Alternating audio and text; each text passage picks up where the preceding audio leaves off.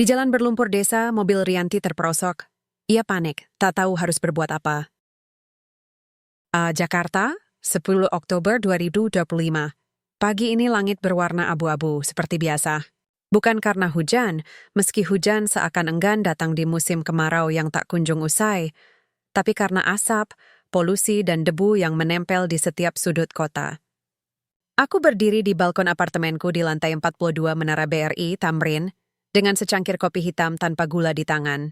Rasanya pahit, tapi tidak sepahit hidupku akhir-akhir ini. Namaku Rianti Wijaya. Usiaku 37 tahun. Aku adalah CEO Nexasol, perusahaan teknologi terkemuka yang baru saja masuk daftar Forbes Asia's 50 Fastest Growing Companies.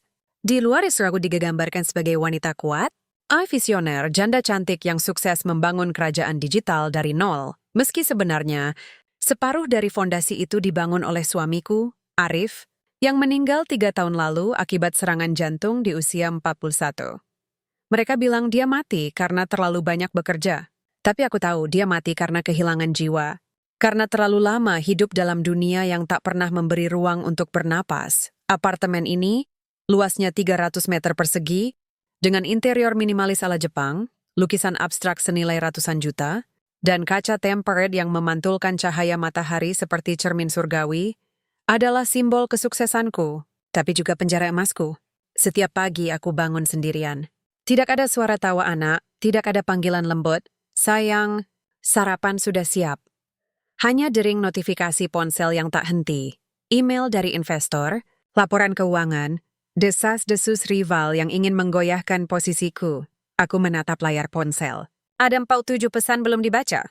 Salah satunya dari Dira, wakil direktur sekaligus sahabat lamaku, Rianti. Rapat darurat jam 10. Ada kebocoran data dari tim R&D. Dan ada rumor kau akan di-vote out dari Dewan. Jangan biarkan mereka menang, aku menghela napas panjang. Sudah berapa kali aku harus membuktikan bahwa aku layak memimpin? Bahwa aku bukan sekadar janda beruntung yang mewarisi perusahaan suaminya. Aku membangun divisi AI dari nol. Aku yang negosiasi dengan SoftBank. Aku yang mempertaruhkan seluruh tabungan pribadiku saat krisis pandemi. Tapi tetap saja di mata mereka, aku adalah wanita yang butuh dilindungi. Atau lebih tepatnya, wanita yang bisa dikendalikan. Aku melempar ponsel ke sofa kulit putih. Lalu berjalan ke kamar mandi. Di cermin besar berbingkai emas, aku melihat wajahku. Kulit masih kencang berkat perawatan mahal, rambut hitam lurus, mata tajam, tapi kosong. Matanya tidak berbinar lagi. Tidak seperti dulu saat Arif masih hidup dan kami berdua bermimpi membangun sesuatu yang bermakna, bukan hanya menguntungkan, tapi juga memberi dampak. Aku menyalakan shower air hangat. Uap menutupi cermin. Dan di balik kabut itu, aku menangis diam-diam, tanpa suara. Karena di dunia ini, CEO tidak boleh menangis. Wanita kuat tidak boleh rapuh. Tapi siapa yang bilang aku masih kuat? Sejak kematian Arif, aku mengubur kesedihan dalam pekerjaan. Aku mengganti kehangatan pelukan dengan laporan keuangan triwulanan. Aku mengganti percakapan malam hari dengan rapat Zoom hingga dini hari. Dan hasilnya, aku punya segalanya, kecuali kedamaian. Hari ini sesuatu dalam diriku retak. Bukan karena ancaman dewan direksi. Bukan karena kebocoran data. Tapi karena semalam, aku bermimpi tentang ibuku. Ia memanggilku dari kejauhan, dari sebuah desa kecil di lereng Gunung Slamet. Tempat ia dibesarkan, tempat ia sering bercerita tentang sawah, sungai jernih, dan suara jangkrik di malam hari. Dalam mimpiku, ia berkata, "Kamu lupa caranya mendengar, nak. Dengarkanlah hatimu sebelum dunia menguburmu hidup-hidup." Aku mengeringkan tubuh, lalu membuka lemari pakaian. Bukan koleksi haute couture Prancis atau gaun malam dari Milan yang kugunakan, tapi celana jeans lusuh, kaos polos, dan jaket denim, pakaian yang tak pernah kugunakan sejak kuliah. Aku mengambil tas ransel tua, memasukkan pakaian ganti, dokumen penting, power bank, dan uang tunai dalam jumlah besar. Tanpa kartu kredit, tanpa identitas CEO, aku tidak memberitahu siapapun. Tidak Dira, tidak asisten pribadiku, apalagi dewan direksi. Aku hanya meninggalkan surat singkat di meja kerja. Aku butuh waktu. Jangan cari aku. Aku akan kembali atau tidak. Tapi jika aku kembali, aku akan berbeda. Aku menyewa mobil SUV hitam lewat aplikasi, menggunakan akun anonim. Saat mesin menyala dan aku meninggalkan parkiran gedung pencakar langit itu, Rasanya seperti melepaskan rantai yang mengikat leherku selama bertahun-tahun.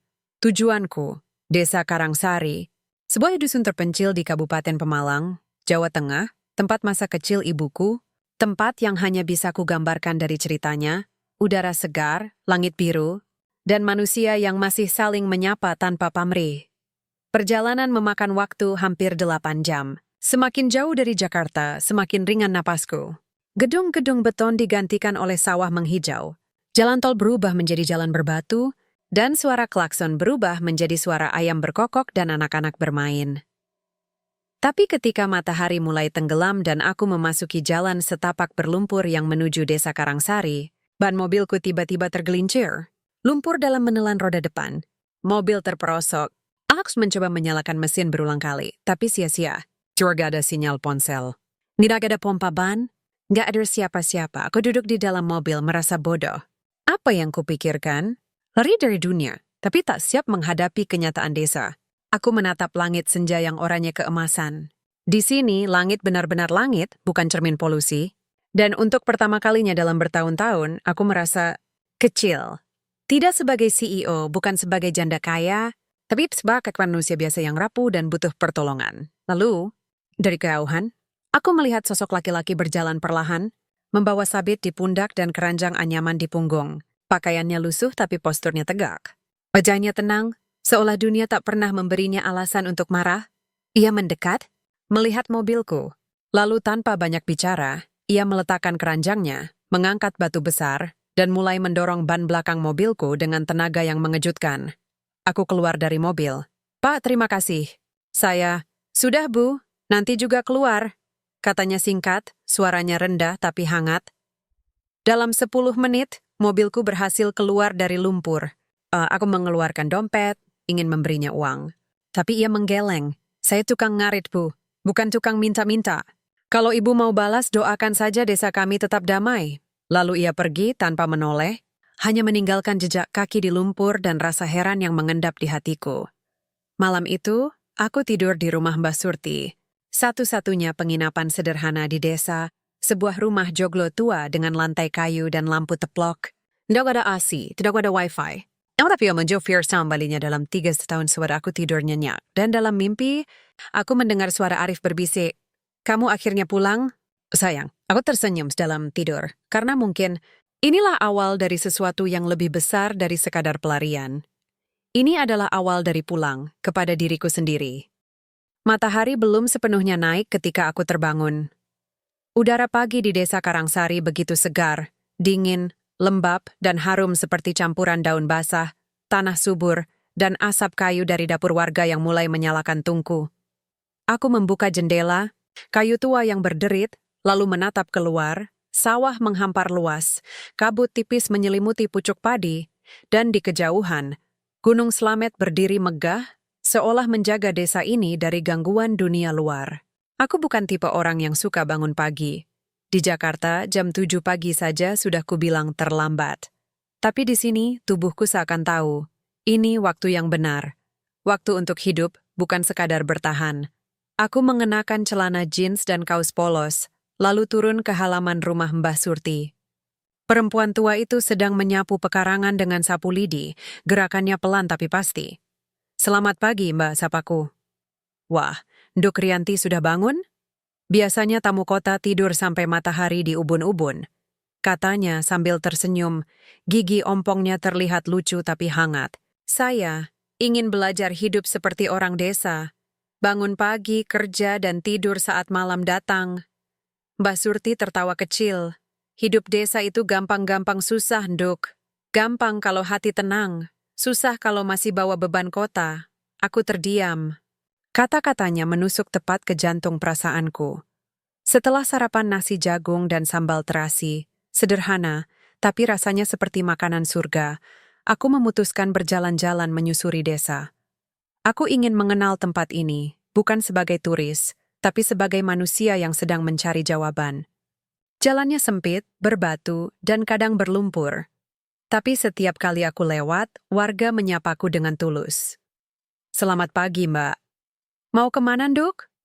Sudah makan?" Tidak ada yang bertanya siapa aku, dari mana, atau berapa kekayaanku. Mereka menyapaku seperti menyapa tetangga lama. Lalu, di ujung jalan setapak, aku melihatnya lagi. Joko. Ia sedang membungkuk di tengah ladang, memotong rumput dengan sabit tajam. Gerakannya ritmis, tenang, seolah setiap ayunan adalah doa. Ia mengenakan kaos lengan pendek yang sudah luntur, celana kain sebatas betis, dan sandal jepit yang nyaris putus talinya. Tapi ada sesuatu dalam posturnya, kekuatan diam, ketenangan yang tak bisa dibeli dengan uang. Aku berdiri di pinggir jalan, memperhatikannya tanpa sadar, sampai ia menoleh. "Oh, ibu dari mobil kemarin," katanya, berdiri perlahan. "Namaku." "Rianti," jawabku cepat, seolah ingin segera menghapus jarak antara ibu kaya dan tukang ngarit.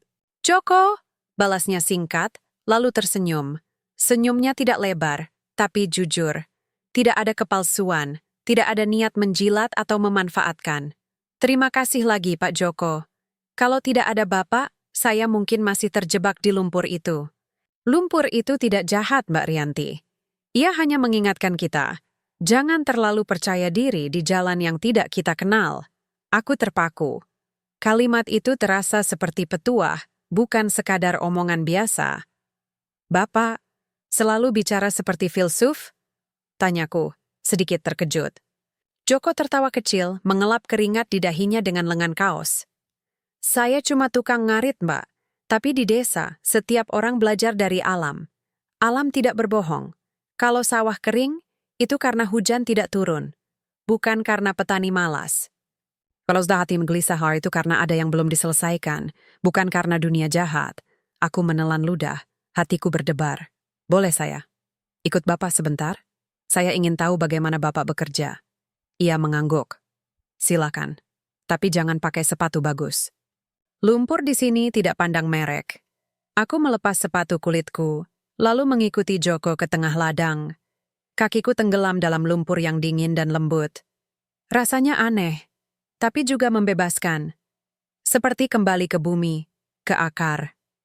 Selama 2 jam, aku membantunya mengumpulkan rumput, mengikatnya dalam ikatan kecil, lalu membawanya ke kandang sapi milik tetangganya.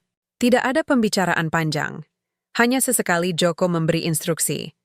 "Ambil yang hijau saja. Jangan terlalu kencang mengikat. Kalau lelah, istirahat dulu." Tapi dalam diam itu, aku belajar lebih banyak daripada dalam rapat direksi selama setahun. Di tengah jalan pulang, aku bertanya, "Bapak tidak pernah iri dengan orang kota? Yang punya mobil, rumah besar, uang banyak?"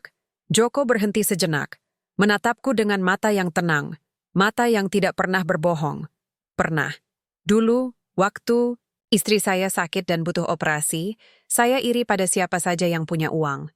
Tapi setelah sembuh, saya sadar, uang bisa menyelamatkan nyawa, tapi tidak bisa membeli ketenangan. Saya punya cukup untuk makan, punya atap, punya keluarga yang sehat, dan punya hati yang tidak perlu berpura-pura. Itu lebih dari cukup." Aku terdiam. Di Jakarta, aku punya segalanya, tapi tidak punya cukup. "Di mana istri Bapak sekarang?" tanyaku, penasaran. "Di Semarang. Kerja di pabrik tekstil. Pulang sebulan sekali. Kami menabung untuk sekolah anak kami. Tapi selama dia pergi, saya selalu bicara pada langit, biar dia tahu di sini ada yang menunggu dengan setia." Aku merasa sesuatu retak di dadaku. Bukan rasa cinta, tapi rasa malu. Malu karena selama ini aku mengira kebahagiaan harus dibeli. Padahal ternyata ia tumbuh dari kesetiaan, kerja keras, dan cinta yang sederhana. Sore itu, aku kembali ke rumah. Mbah Surti dengan kaki berlumpur dan hati yang lebih ringan. Aku mandi dengan air sumur, lalu duduk di beranda, menatap langit senja. Ponselku masih mati. Tidak ada email, tidak ada panggilan darurat, tidak ada tekanan. Hanya suara jangkrik yang mulai bernyanyi. Dan untuk pertama kalinya, aku tidak merasa sendiri. Aku merasa ditemukan. Tapi di balik ketenangan ini, aku tahu, dunia lamaku tidak akan membiarkanku pergi begitu saja. Jakarta pasti sedang mencariku. Dewan direksi pasti panik.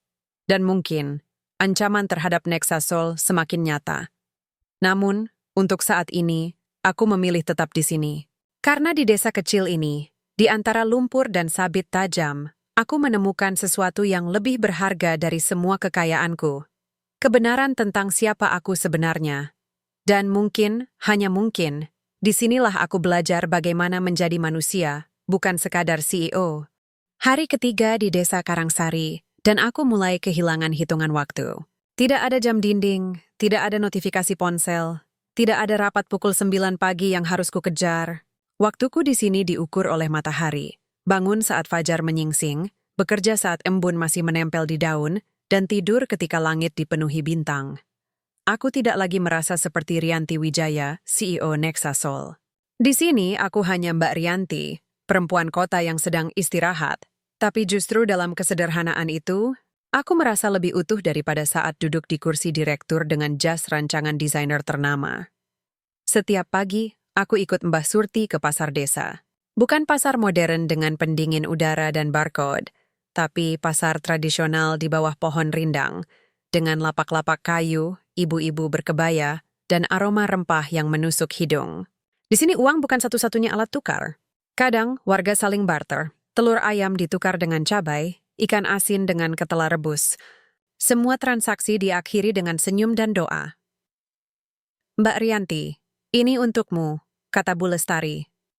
Penjual sayur, memberiku seikat kangkung segar. Kemarin kamu bantu angkat karung beras Bu Marto kan? Ini balasannya. Aku terkejut. Tapi saya tidak minta. Di sini, kebaikan itu seperti benih, nduk. Kalau kau tanam, pasti tumbuh. Entah kapan, entah di mana. Aku menerima kangkung itu dengan tangan gemetar. Di Jakarta, kebaikan dihitung dalam ROI Return on Investment. Di sini, kebaikan adalah mata uang jiwa. Sore itu, aku kembali ke ladang. Bukan karena harus, tapi karena ingin. Joko sedang mengajar anak-anak desa membaca di serambi mushola kecil. Mereka duduk bersila di atas tikar pandan. Buku-buku lusuh di pangkuan.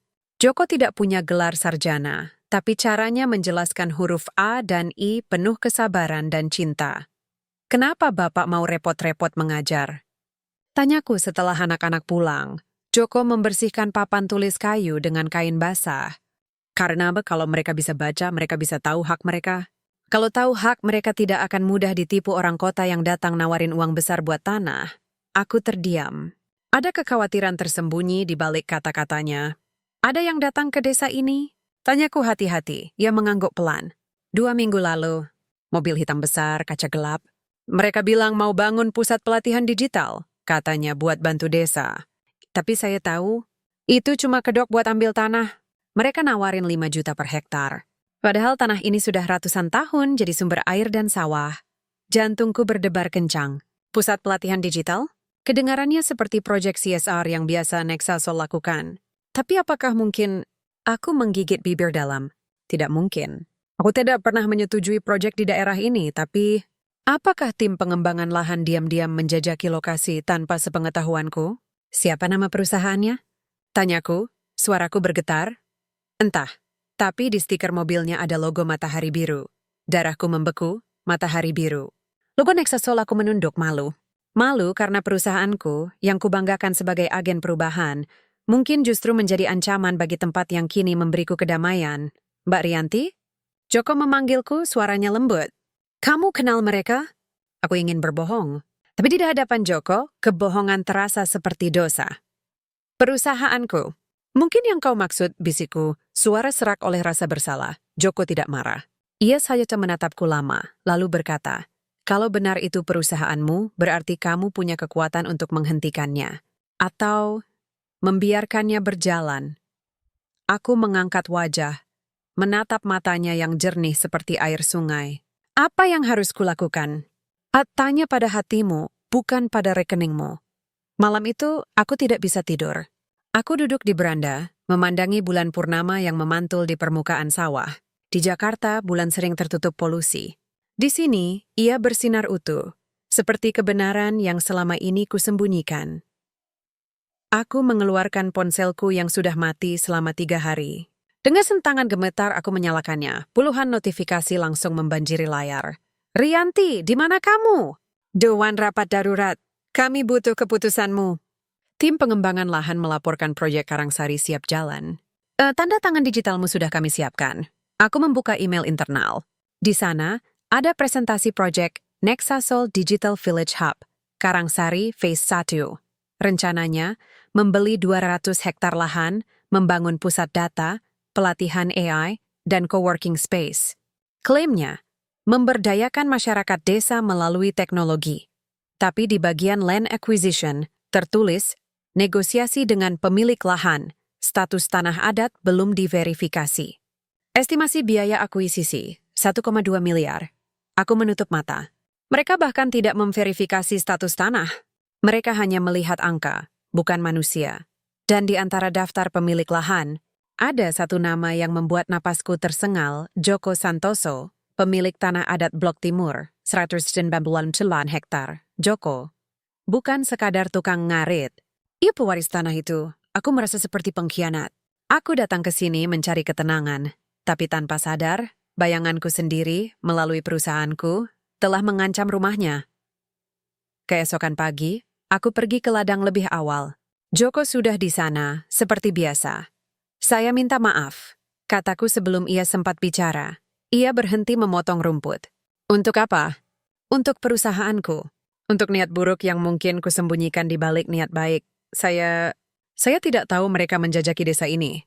Joko menghela napas. Orang kota selalu bilang tidak tahu. Tapi keputusan tetap datang dari atas, kan? Aku mengangguk, air mata menggenang. Ya, dan saya yang di atas. Ia menatapku lama, lalu meletakkan sabitnya.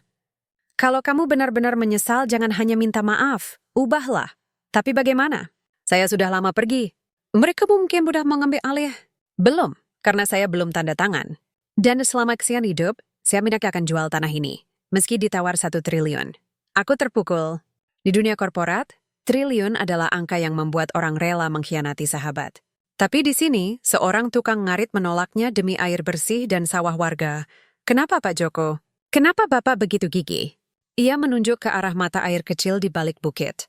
Itu sumber air untuk 300 jiwa. Kalau tanah ini jadi beton, air itu kering. Anak-anak tidak punya minum. Sawah mati. Desa ini mati. Uang tidak bisa menghidupkan kembali yang sudah mati, Mbak. Aku menunduk, malu, hancur, tapi juga terinspirasi. Hari itu aku membuat keputusan. Aku tidak akan kembali ke Jakarta sebagai korban.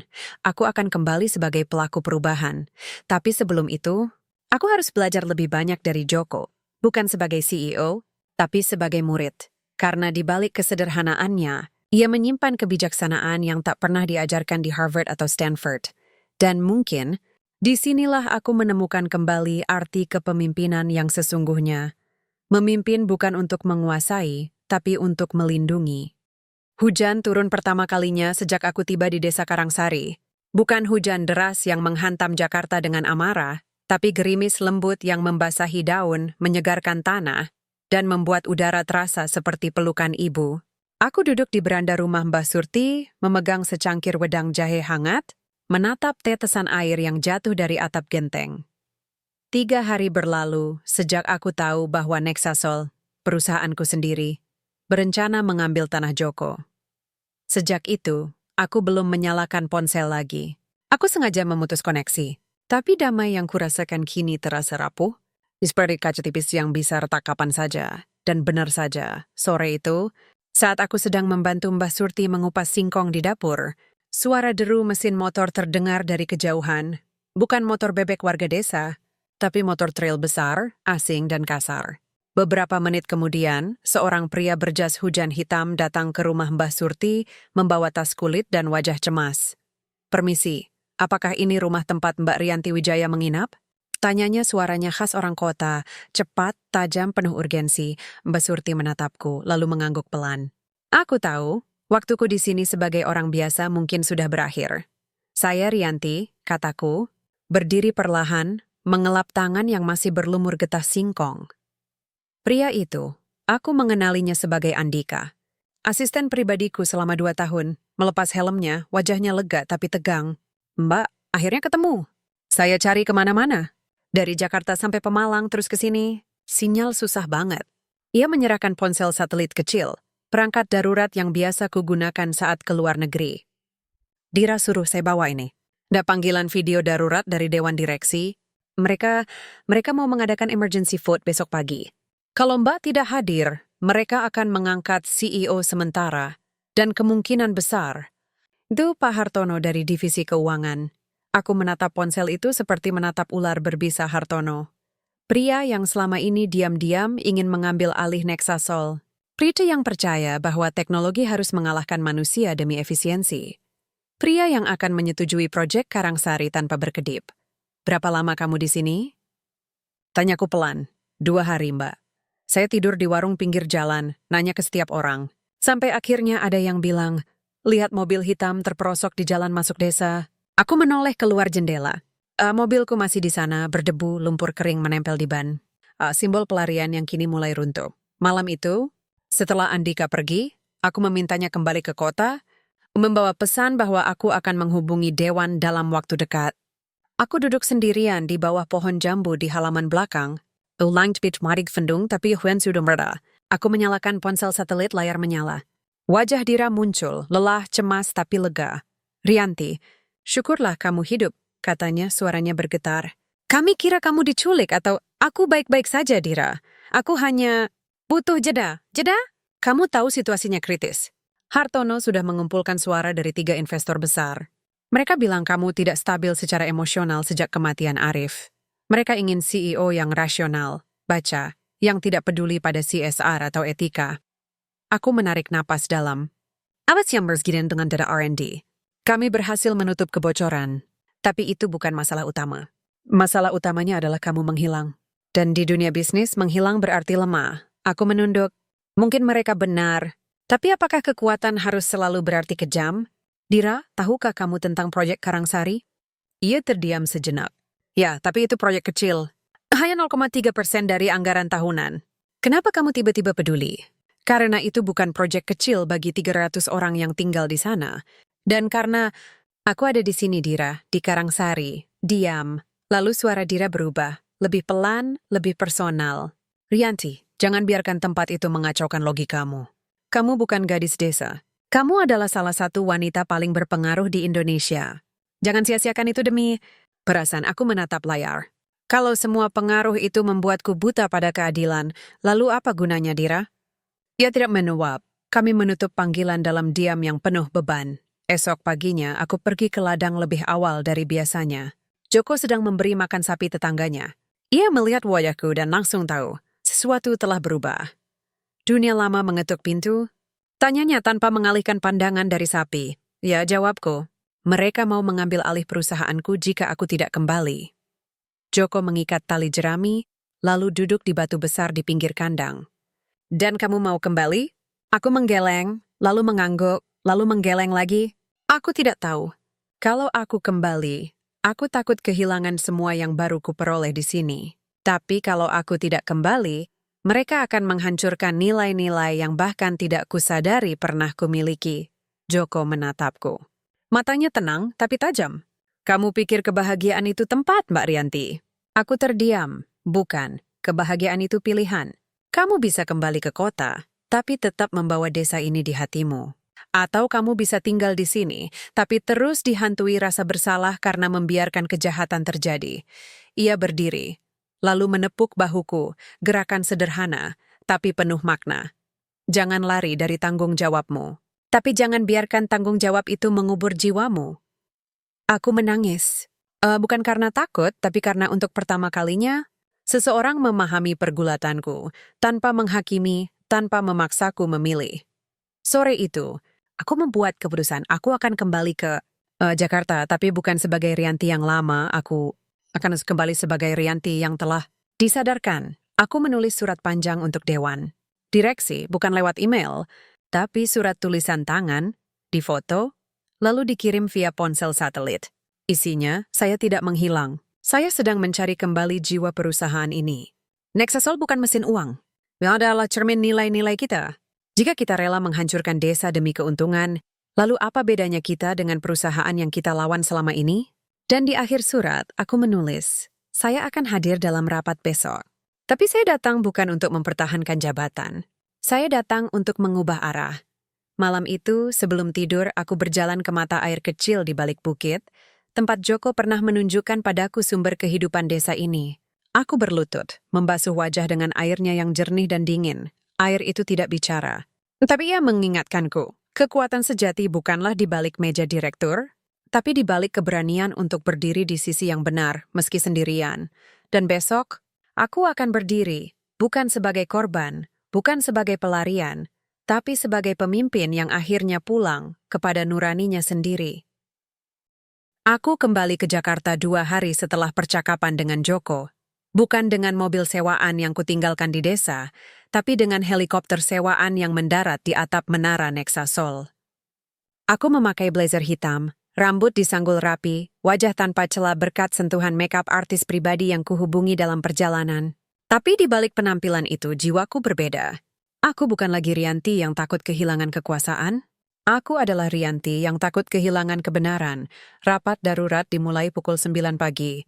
Ruang direksi penuh sesak. Tidak hanya Dewan, tapi juga investor utama, termasuk Hartono, pria berusia 58 tahun, dengan mata dingin dan senyum palsu, yang selalu mengingatkanku pada ular kobra berjas. Selamat datang kembali. Bu CEO, katanya suaranya penuh sarkasme. Kami mulai khawatir Anda memilih jadi petani daripada pemimpin perusahaan teknologi. Beberapa orang tertawa kecil. Tapi aku tidak bereaksi. Aku hanya meletakkan tas kulitku di meja, lalu membuka folder berisi foto-foto yang kubawa dari Karangsari. Anak-anak bermain di sungai, Joko mengajar di mushola, mata air jernih yang memantulkan langit biru. Sebelum kita bicara tentang saham atau ROI, kataku dengan suara tenang tapi tegas. Saya ingin kalian melihat ini. Aku memproyeksikan foto-foto itu ke layar besar. Ruangan Henning. Inilah tempat yang kalian sebut lahan tak produktif dalam laporan pengembangan. Tapi bagi 300 jiwa, ini adalah rumah, sumber air, warisan leluhur, dan hak hidup. Hartono menyeringai. Sentimen bagus Bu Rianti. Tapi bisnis bukan soal perasaan. Itu lahan adat tanpa sertifikat resmi. Secara hukum, negara bisa mengambil alih untuk kepentingan pembangunan. Benarkah? Aku menatapnya tajam. Lalu mengapa kalian tidak tahu bahwa Joko Santoso, pemilik tanah itu, adalah pewaris sah berdasarkan surat wasiat dari kakeknya, seorang peguang kemerdekaan yang diberi hak ulayat oleh Bupati Pemalang tahun 1992? Dan surat itu telah didaftarkan di Kementerian Agraria sejak 2018. Wang Hartono pucat. Ia menoleh ke Kepala Divisi Pengembangan Lahan, yang langsung menunduk malu. Kalian tidak melakukan due diligence yang layak, lanjutku. Kalian hanya melihat angka, bukan manusia. Dan itu bukan hanya kelalaian, itu pengkhianatan terhadap nilai-nilai Nexa Sol. Dira menatapku dengan mata berbinar. Untuk pertama kalinya dalam 3 tahun, ia melihat Rianti yang utuh. Bukan janda rapuh, bukan CEO dingin, tapi pemimpin yang berani. Rapat berakhir dengan keputusan, proyek Karangsari ditunda tanpa batas. Tapi Hartono tidak menyerah. Sebelum pergi, ia berbisik di telingaku, kau pikir ini selesai? Dunia bisnis tidak menghargai idealisme Rianti? Mereka menghargai keuntungan. Dan kau baru saja kehilangan dukungan investor terbesarmu. Aku hanya tersenyum. Kalau keuntungan harus dibayar dengan kehancuran desa, maka biarlah aku kehilangannya. Tapi ancamannya ternyata bukan gertakan kosong. 2 hari kemudian, saat aku sedang meninjau ulang struktur CSR perusahaan, Dira datang dengan wajah pucat. Rianti, ada berita buruk? Bukan dari dalam, tapi dari luar. Ia menunjukkan artikel di portal berita nasional. Perusahaan properti raksasa Golden Horizon siap bangun mega resort di lereng gunung. Selamat ribuan hektar lahan desa akan dibebaskan. Aku membaca lebih lanjut. Lokasinya persis di desa Karangsari.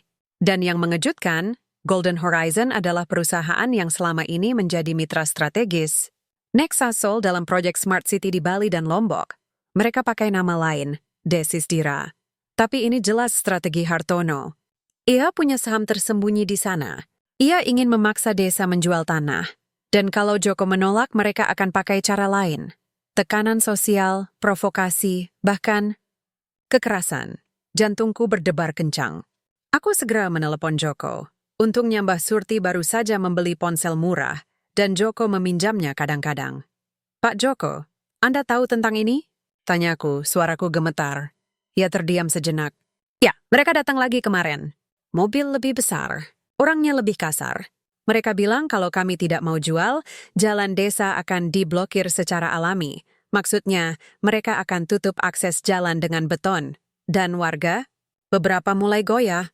5 keluarga sudah setuju. Mereka butuh uang untuk biaya sekolah, pengobatan. Tapi saya tetap menolak. Siap Yalang, kalau jalan ditutup, kami akan buka jalan baru. Kalau air kering, kami akan gali sumur lebih dalam. Tapi kami tidak akan jual warisan. Aku menutup mata. Aku tahu betapa sulitnya melawan uang besar dengan prinsip. Aku pernah melakukannya dan hampir kalah. Saya akan datang, Pak Joko. Kataku mantap. Saya tidak akan biarkan mereka menghancurkan desa ini. Tapi kamu CEO, Mbak. Kamu punya tanggung jawab di kota. Dan saya juga punya tanggung jawab pada kebenaran, jawabku. Kalau saya diam, saya sama jahatnya dengan mereka. Malam itu, aku mengadakan rapat darurat dengan tim hukum dan CSR.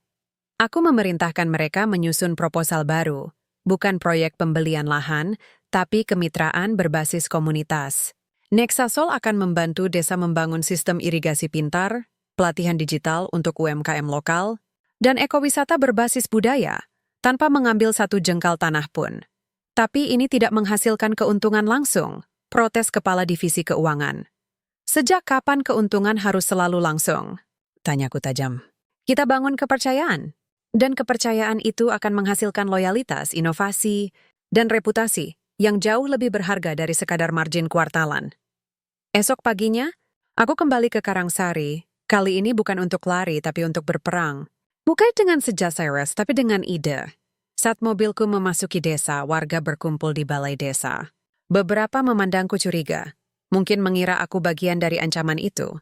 Tapi Joko berdiri di depan, tenang seperti biasa. Mbak Rianti datang bukan sebagai musuh, katanya pada warga. Ia datang sebagai mitra. Aku turun dari mobil, lalu berjalan ke tengah kerumunan. Tambah jas mahal, tanpa makeup tebal, hanya celana jeans, kaos polos, dan hati yang terbuka. Saya minta maaf karena perusahaanku hampir menjadi bagian dari masalah ini, kataku. Suaraku lantang tapi rendah hati. Tapi saya di sini untuk menawarkan solusi, bukan sebagai penyelamat tapi sebagai teman. Aku menjelaskan rencana kemitraan. Warga mendengarkan, ragu-ragu pada awalnya tapi perlahan wajah mereka melembut. Terutama ketika aku katakan, tidak ada tanah yang akan diambil. Tidak ada yang akan dipaksa. Semua keputusan ada di tangan kalian. Di akhir pertemuan seorang tetua desa berdiri. Kalau Joko percaya padamu, kami juga percaya. Aku menoleh ke Joko. Ia hanya mengangguk. Tapi di matanya, aku melihat sesuatu yang langka, harapan. Namun, di balik kemenangan kecil ini, aku tahu, Golden Horizon tidak akan menyerah begitu saja. Mereka punya uang, pengaruh, dan koneksi politik. Dan mereka tidak peduli pada desa, pada air, atau pada warisan. Tapi aku juga punya sesuatu yang mereka tidak miliki, kebenaran. Dan sekutu yang tulus malam itu, di bawah langit penuh bintang, aku berjanji pada diriku sendiri, aku akan melindungi desa ini. Bukan karena aku CEO, tapi karena aku akhirnya belajar apa artinya menjadi manusia. Matahari sore di desa Karangsari hari ini terasa berbeda. Lebih hangat, lebih jujur. Aku duduk di bawah pohon beringin tua di halaman musyola, tebispan secangkir teh pahit yang diseduh Mbah Surti. Di kejauhan, Joko sedang membersihkan parit irigasi bersama beberapa pemuda desa.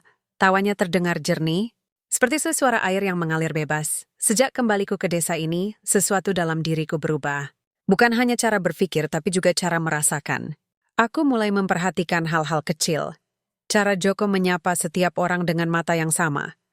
Bagaimana ia membagi hasil panennya dengan tetangga yang sakit, atau bagaimana ia selalu menyisakan nasi untuk kucing liar di belakang rumahnya. Aku mengaguminya. Sangat. Dan mungkin, aku mulai mengira itu cinta. Bukan cinta romantis yang gegabah, tapi perasaan dalam yang membuatku ingin dekat dengannya. Bukan sebagai CEO, bukan sebagai janda kaya, tapi sebagai perempuan yang ingin dipahami. Di Jakarta, semua orang mengagumi Rianti Wijaya karena kekayaannya, kekuasaannya, atau fotonya di sampul majalah. Tapi di sini, Joko tidak peduli pada semua itu.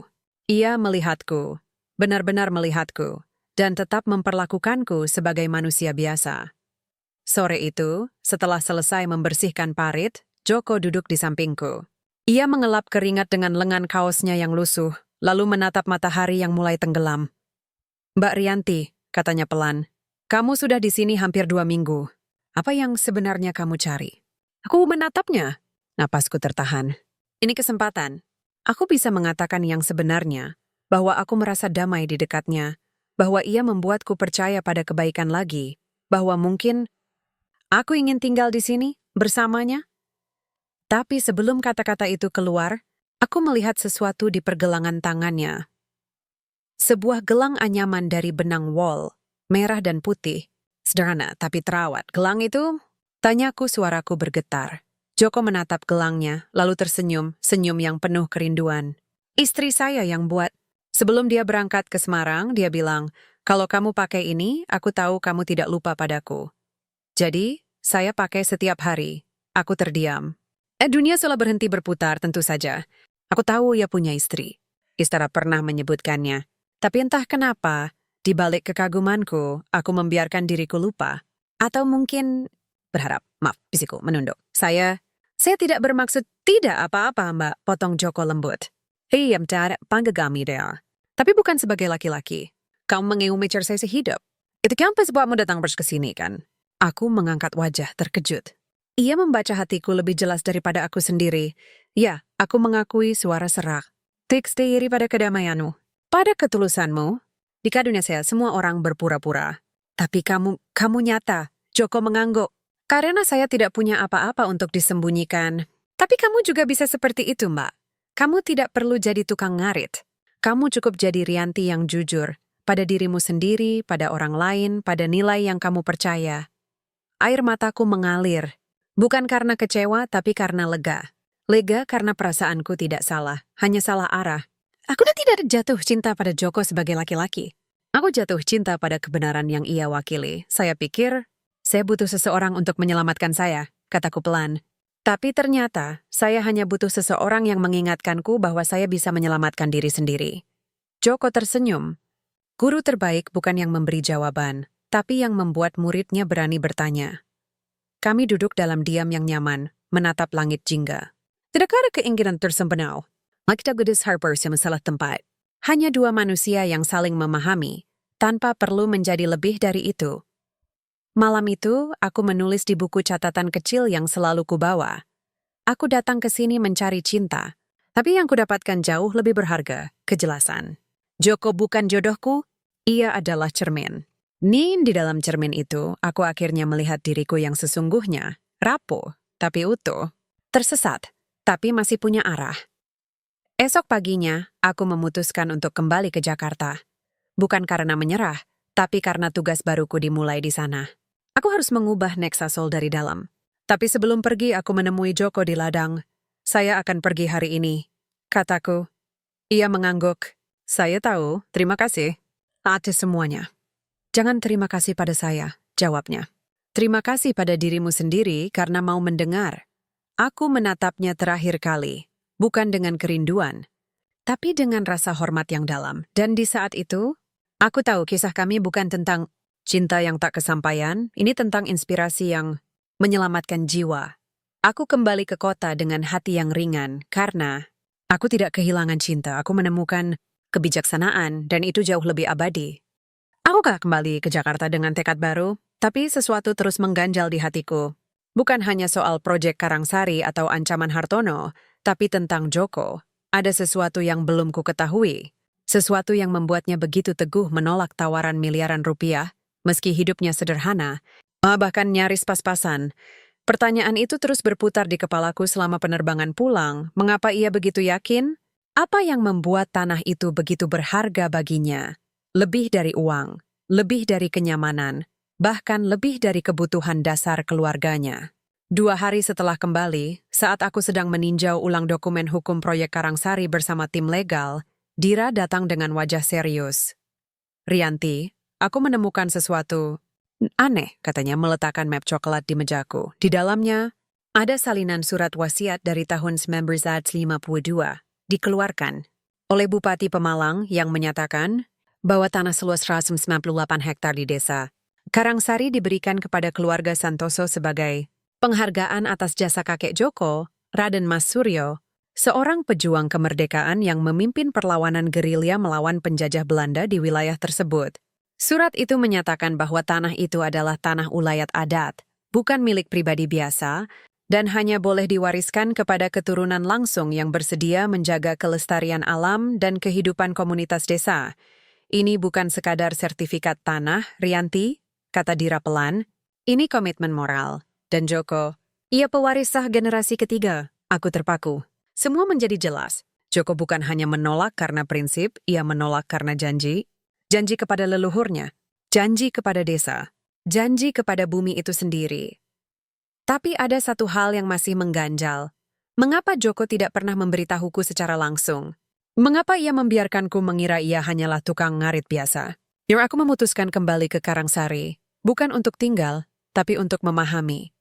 Kali ini, aku datang tanpa pengawalan, tanpa helikopter, bahkan tanpa pemberitahuan.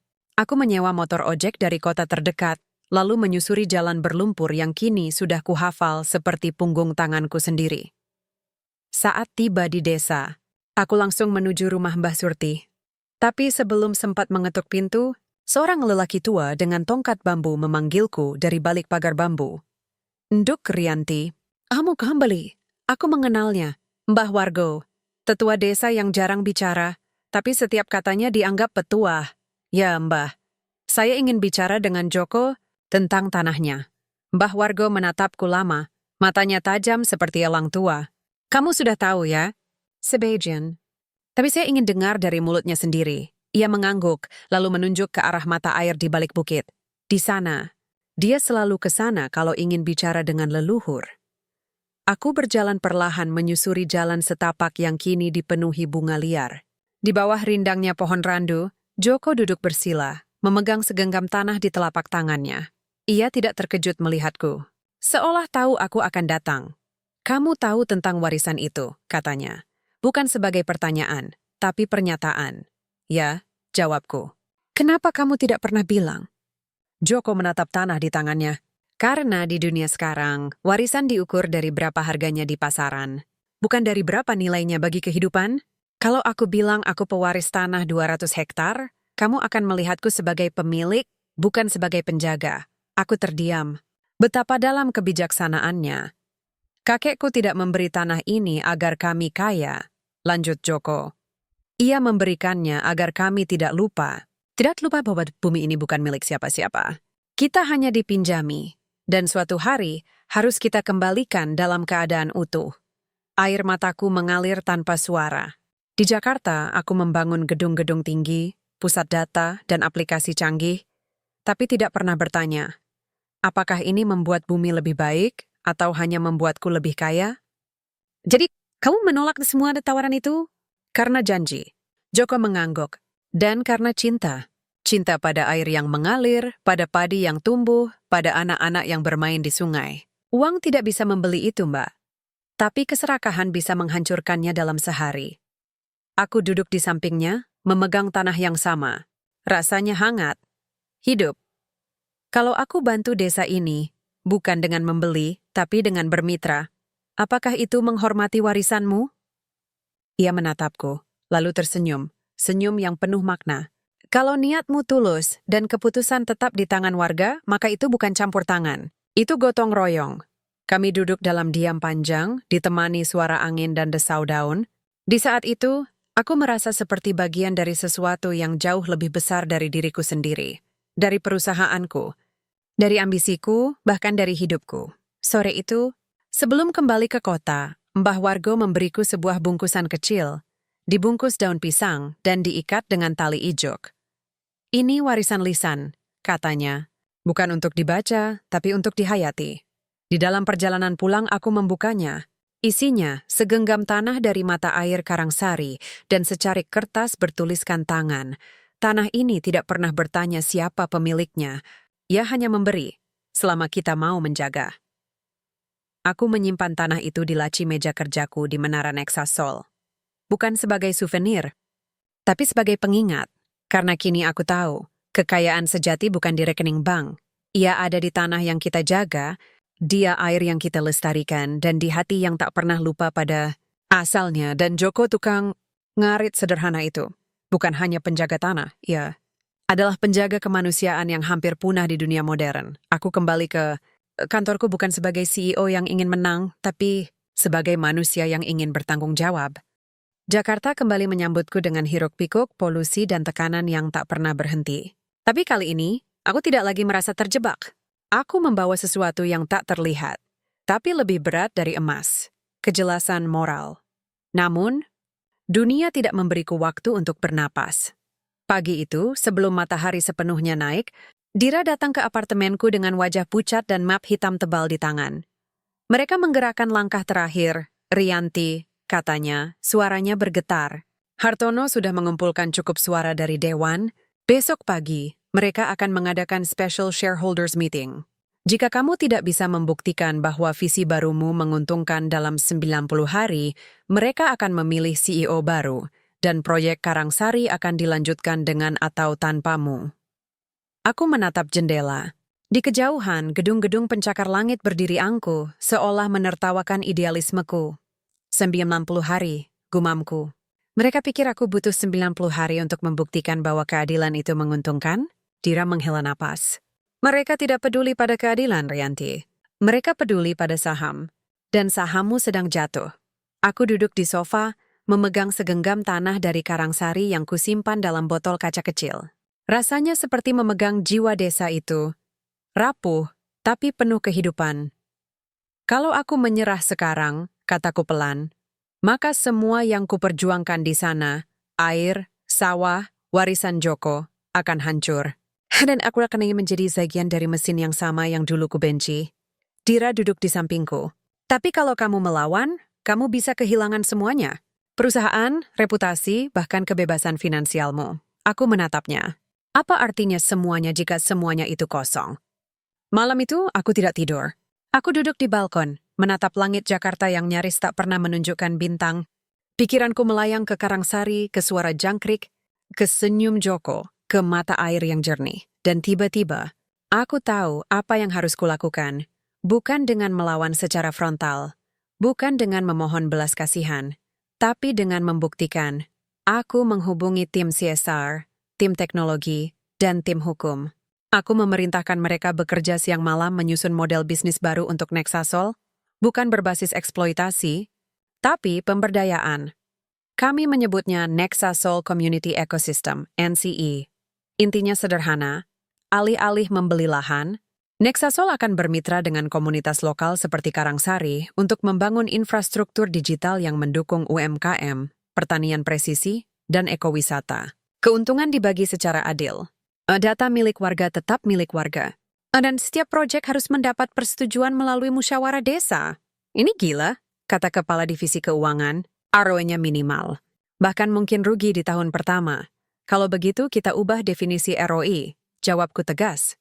Return on impact. Return on trust. Return on legacy. Tapi Hartono tidak tinggal diam. Esok harinya, media mulai menyerang. CEO Nexasol kehilangan akal sehat, alih-alih fokus pada teknologi, malah jadi aktivis lingkungan. Rianti Wijaya terpengaruh oleh dongeng desa. Apakah ini akhir dari Nexasol? Investor mulai menarik diri. Saham turun 12% dalam sehari. Aku dipanggil ke kantor Dewan. Hartono duduk di ujung meja, senyum kemenangan di wajahnya. Kau punya satu kesempatan terakhir, Rianti, katanya. Batalkan semua ini, setujui proyek Karangsari versi lama, atau lepaskan jabatanmu secara sukarela. Aku menatapnya, lalu menatap wajah-wajah dingin di sekeliling meja. Orang-orang yang dulu menyebutku penerus Arif, kini siap menguburku demi keuntungan. Dan di tengah tekanan itu, aku teringat kata-kata Joko. Kalau kamu percaya pada kebaikan, jangan biarkan kebaikan itu mati hanya karena takut gagal. Aku berdiri. Saya tidak akan menyerah, kataku. Suaraku tenang tapi menggema. Karena Nexasol bukan milik kalian. Ia milik visi yang Arif dan saya bangun bersama. Visi bahwa teknologi harus melayani manusia, bukan sebaliknya. Hartono tertawa kecil. Visi tidak membayar gaji, Rianti. Tapi integritas membayar harga diri, balasku. Dan saya lebih memilih harga diri daripada kursi ini. Aku keluar dari ruangan itu dengan kepala tegak. Tapi di dalam hati, aku tahu, ini mungkin hari terakhirku sebagai CEO. Malam itu, aku menelepon Joko, bukan untuk meminta nasihat, tapi untuk memberi kabar. Saya mungkin kehilangan semuanya. Pak Joko, kataku jujur. Ia diam sejenak. Lalu berkata, kalau kamu kehilangan jabatan, tapi tidak kehilangan prinsip, maka kamu tidak kehilangan apa-apa. Kamu justru menemukan dirimu. Aku menangis. Bukan karena takut, tapi karena lega. Lega karena ada seseorang di dunia ini yang memahami bahwa keberanian bukanlah ketiadaan rasa takut, tapi keputusan untuk tetap berdiri meski dunia runtuh. Esok pagi, Kipsum terawat penentuan nasibku, aku pergi ke kuburan Arif. Aku berlutut di depan nisannya, meletakkan segenggam tanah dari Karangsari di atas batu nisan. Maafkan aku sayang, bisiku. Aku mungkin tidak menjadi CEO yang kau impikan, tapi aku berusaha menjadi manusia yang kau banggakan. Aku kembali ke Menara Nexasol dengan satu tekad. Aku akan bertarung, bukan untuk mempertahankan kekuasaan, tapi untuk mempertahankan jiwa perusahaan ini. Dan jika aku kalah, maka biarlah kekalahan itu menjadi benih kebangkitan yang lain. Karena kadang, kehilangan segalanya adalah cara alam mengajarkan kita apa yang benar-benar berharga. Rapat penentuan nasibku dimulai pukul 9 pagi. Ruang direksi penuh sesak. Bukan hanya dewan dan investor, tapi juga jurnalis dari media besar yang mendengar kabar perang saham di Nexasol. Hartono duduk di kursi kehormatan. Wajahnya penuh kemenangan sebelum pertarungan dimulai. Ia yakin aku akan menyerah. Ia yakin idealisme tidak bisa bertahan di dunia nyata. Tapi aku datang bukan dengan memohon. Aku datang dengan bukti. Sebelum rapat dimulai, aku membagikan paket kecil kepada setiap hadirin, berisi sampel beras organik dari Karangsari, sabun herbal buatan ibu-ibu desa, dan QR Code yang mengarah ke platform digital UMKM yang baru kami luncurkan. Di baliknya tertulis, ini bukan produk. Anverjadiyu Hartono menyeringai. Mainan desa? Kau pikir ini cukup untuk menyelamatkan sahammu? Aku tidak menjawab. Aku hanya menyalakan proyektor. Layar besar menampilkan video pendek, dibuat oleh tim kecil yang kusuruh diam-diam tinggal di Karangsari selama 2 minggu. Di rekamnya terlihat warga desa menggunakan aplikasi sederhana untuk memantau irigasi sawah, anak muda menjual kerajinan anyaman melalui toko online, dan Joko mengajar petani cara menggunakan drone mini untuk memantau tanaman. Lalu muncul peningkatan pendapatan, UMKM lokal, 210% dalam 60 hari pengurangan limbah air, 40%, berkat sistem irigasi pintar partisipasi digital warga desa, 87% biaya operasional. Nexasol, 30% lebih rendah daripada proyek konvensional. Ini bukan filantropi, kataku, suaraku mantap. Ini bisnis berkelanjutan. Kami tidak mengambil tanah. Kami memberdayakan manusia. Dan manusia itu ternyata adalah aset paling berharga yang pernah kita abaikan. Hartono bangkit. Angka-angka itu bisa dimanipulasi. Ini hanya proyek percobaan kecil, tidak bisa diskalakan. Benarkah? Aku menekan tombol lain. Layar berikutnya menampilkan peta Indonesia, dengan 17 titik menyala di berbagai desa. Kami sudah menjajaki kemitraan serupa di 17 lokasi. Semuanya berjalan dengan prinsip yang sama. Tanpa akuisisi lahan, tanpa eksploitasi, tanpa kepalsuan. Dan investor asing, termasuk SoftBank dan Temasek, sudah menyatakan minat untuk mendanai fase kedua, asalkan model ini tetap utuh. Ruangan hening. Bahkan Hartono terdiam. Lalu, seorang investor senior, Pak Bambang, yang dulu dekat dengan Arif, berdiri. Rianti. Arif selalu bilang, teknologi tanpa hati adalah senjata. Hari ini kamu membuktikan bahwa Nexasol masih punya hati. Satu persatu, anggota dewan mulai mengangguk. Bahkan yang tadinya ragu, kini melihat sesuatu yang lebih besar. Masa depan bisnis yang beretika bukanlah mimpi, tapi strategi. Hartono mencoba protes, tapi suaranya tenggelam dalam gelombang dukungan yang tak terbendung. Rapat berakhir dengan keputusan bulat, model Nexasol Community Ecosystem, NCE, diadopsi sebagai arah strategis utama perusahaan. Dan aku, Rianti Wijaya, tetap sebagai CEO. Dengan mandat baru, memimpin transformasi moral sekaligus finansial, tapi kemenanganku tidak kurasakan sebagai kemenangan pribadi. Ini kemenangan kebenaran atas kepentingan sempit. 2 minggu kemudian, aku kembali ke Karangsari, kali ini bukan sendirian, tapi bersama tim kecil, ahli lingkungan, insinyur pertanian, dan perwakilan investor yang ingin melihat model ajaib ini dengan mata kepala sendiri. Joko menyambutku di gerbang desa, seperti biasa, tenang, sederhana, tanpa embel-embel. Kamu menang. Mbak, katanya. Kita yang menang, Pak Joko, jawabku. Karena tanpa prinsipmu, semua ini tidak akan pernah terjadi. Ia menggeleng, saya hanya menjaga tanah. Kamu yang berani melawan dunia demi menjaganya. Kami berjalan ke balai desa, tempat warga berkumpul. Aku menjelaskan rencana kolaborasi baru. Nexasol akan membangun pusat pelatihan digital berbasis komunitas, bukan di atas beton, tapi di tengah sawah, dengan atap dari daun kelapa dan lantai dari bambu. Semua teknologi akan disesuaikan dengan kearifan lokal. Dan yang terpenting, desa tetap memiliki kendali penuh. Seorang ibu muda bertanya, kalau suatu hari kalian berubah pikiran lalu mengambil alih, aku menatapnya lurus. Kalau itu terjadi, maka saya sendiri yang akan datang ke sini, melepas jabatan dan meminta maaf pada kalian semua, karena kepercayaan lebih berharga daripada keuntungan. Warga bertepuk tangan, bukan karena janjiku, tapi karena mereka melihat kejujuran di mataku. Sore itu, Joko mengajakku ke mata air, tempat pertama kali aku memahami arti warisan. Sekarang kamu bukan lagi pelarian, katanya. Kamu jembatan, aku tersenyum. Dan kamu bukan hanya tukang ngarit. Kamu guru, ia tertawa kecil. Saya tetap tukang ngarit, Mbak. Tapi sekarang, saya juga penasihat komunitas resmi Nexasol. Aku terkejut. Kamu mau? Kalau itu berarti saya bisa memastikan tanah ini tetap hidup, kenapa tidak? Tapi ingat, saya tidak bekerja untuk uangmu. Saya bekerja untuk desa ini. Dan aku akan menghormati itu, jawabku. Malam itu, di bawah langit penuh bintang, aku duduk bersama warga, menikmati nasi jagung dan sambal terasi. Tidak ada ponsel, tidak ada rapat, tidak ada tekanan. Hanya tawa, cerita, dan resiko mana yang tulus. Ku tahu perjalananku belum selesai. Dunia bisnis masih penuh ular berjas. Tapi kini, aku punya sesuatu yang dulu tidak kumiliki. Arah yang jelas, hati yang tenang, dan sekutu yang tulus. Aku kembali ke Jakarta keesokan harinya. Bukan sebagai korban sistem, tapi sebagai agen perubahan. Dan untuk pertama kalinya dalam hidupku, aku bangga menjadi Rianti Wijaya. Bukan karena gelar atau kekayaan, tapi karena aku akhirnya menjadi diriku sendiri. 1 tahun telah berlalu sejak mobilku terperosok di jalan berlumpur desa Karangsari. Hari ini aku kembali, bukan karena kabur, bukan karena krisis, tapi karena janji. Langit pagi berwarna emas muda, udara segar menyapu wajahku seperti pelukan lama yang rindu. Jalan setapak yang dulu berlumpur kini sudah diaspal tipis, bukan oleh perusahaan besar, tapi oleh gotong royong warga. Dengan bantuan dana infrastruktur dari program pemerintah, yang akhirnya melihat potensi Karangsari sebagai model desa digital berkelanjutan. Aku berjalan perlahan, tas ransel di punggung, sepatu kets menggantikan sepatu hak tinggi yang dulu jadi simbol kekuasaanku.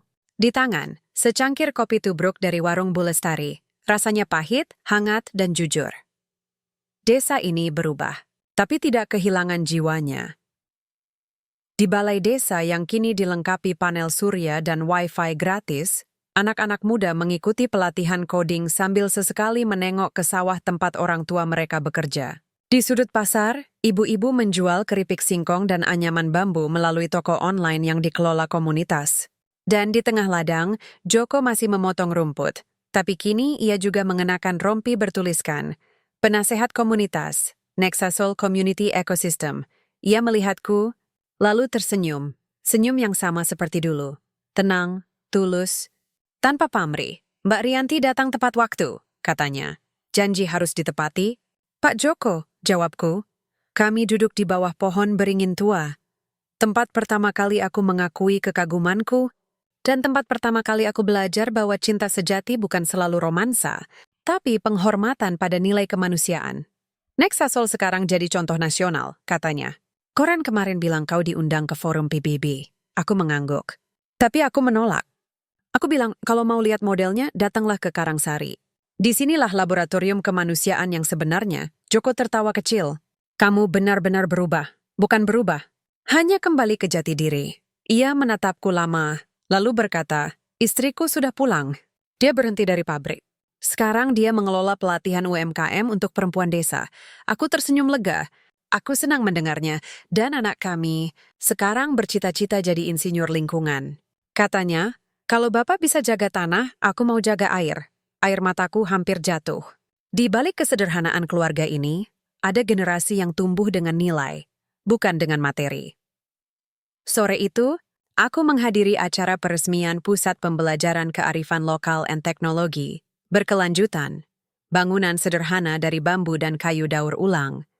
Dirancang oleh arsitek muda yang rela tinggal di desa selama 6 bulan untuk memahami konteks lokal. Di dindingnya, tergantung kutipanku yang kini jadi moto Nexa Sol. Kemajuan bukanlah ketika kota semakin tinggi, tapi ketika desa semakin berdaya. Malam harinya, warga mengadakan selamatan kecil, bukan untuk merayakan keberhasilan, tapi untuk bersyukur atas keberlanjutan. Aku duduk di antara mereka, makan nasi bungkus daun pisang, mendengarkan cerita Mbah Surti tentang masa mudanya, dan tertawa bersama anak-anak yang menunjukkan aplikasi sederhana yang mereka buat untuk memantau stok padi di lumbung. Desa tidak ada yang memanggilku Bu CEO, mereka hanya memanggilku Mbak Rianti, teman, mitra, saudara. Sebelum tidur, aku berjalan ke mata air, tempat suci Karangsari. Aku berlutut, membasuh wajah dengan airnya yang masih jernih, masih hidup. Aku mengeluarkan botol kaca kecil dari saku, botol yang dulu kubawa pulang berisi tanah Karangsari. Kini aku mengisinya dengan air dari sini di Jakarta. Botol itu akan kuletakkan di meja kerjaku, bukan sebagai dekorasi, tapi sebagai kompas. Karena di tengah badai dunia yang terus menuntut lebih cepat, lebih besar, lebih untung, aku butuh pengingat bahwa kebahagiaan sejati bukanlah pelarian dari dunia, tapi keseimbangan antara tanggung jawab dan kejujuran. Esok pagi, sebelum kembali ke kota, Joko menyerahkan sesuatu padaku. Sebuah buku kecil berjilid kain, berisi tulisan tangan warga desa, doa, harapan, dan terima kasih. Di halaman terakhir, tertulis oleh Joko. Terima kasih karena kamu datang bukan untuk mengubah kami, tapi untuk belajar dari kami. Dunia butuh lebih banyak pemimpin yang berani menjadi murid. Aku memeluknya, bukan sebagai CEO pada rakyatnya, tapi sebagai manusia pada sesama manusia. Perjalanan pulang ke Jakarta terasa berbeda. Aku tidak lagi melihat gedung-gedung sebagai penjara, tapi sebagai medan perjuangan. Aku tahu, tantangan belum usai, investor masih akan menuntut keuntungan, rival masih akan bermain kotor. Tapi kini, aku punya sesuatu yang tak bisa mereka rebut. Integritas yang sudah diuji lumpur, hujan godaan kekuasaan. Di kantorku, aku mengumumkan pendirian Yayasan Karangsari, lembaga independen yang akan mendampingi desa-desa lain melawan perampasan tanah, sekaligus mengembangkan model ekonomi berbasis komunitas. Aku menunjuk Dira sebagai direktur utama, bukan karena kedekatan, tapi karena ia telah berubah bersamaku dan setiap bulan, tanpa gagal, aku kembali ke Karangsari. Bukan sebagai penyelamat, tapi sebagai murid yang terus belajar, karena di sanalah aku menemukan kebenaran terbesar dalam hidupku. Kesuksesan bukanlah ketika dunia mengenal namamu, tapi ketika bumi merasa aman karena keberadaanmu. Malam ini, di apartemenku yang dulu terasa seperti penjara emas, aku duduk di balkon, menatap langit Jakarta yang, entah karena perubahan cuaca atau karena hatiku yang kini lebih tenang, terlihat sedikit lebih jernih. Aku menyesap teh dari cangkir tanah liat buatan, Karangsari. Rasanya sederhana, tapi penuh makna. Dan untuk pertama kalinya dalam hidupku, aku benar-benar pulang.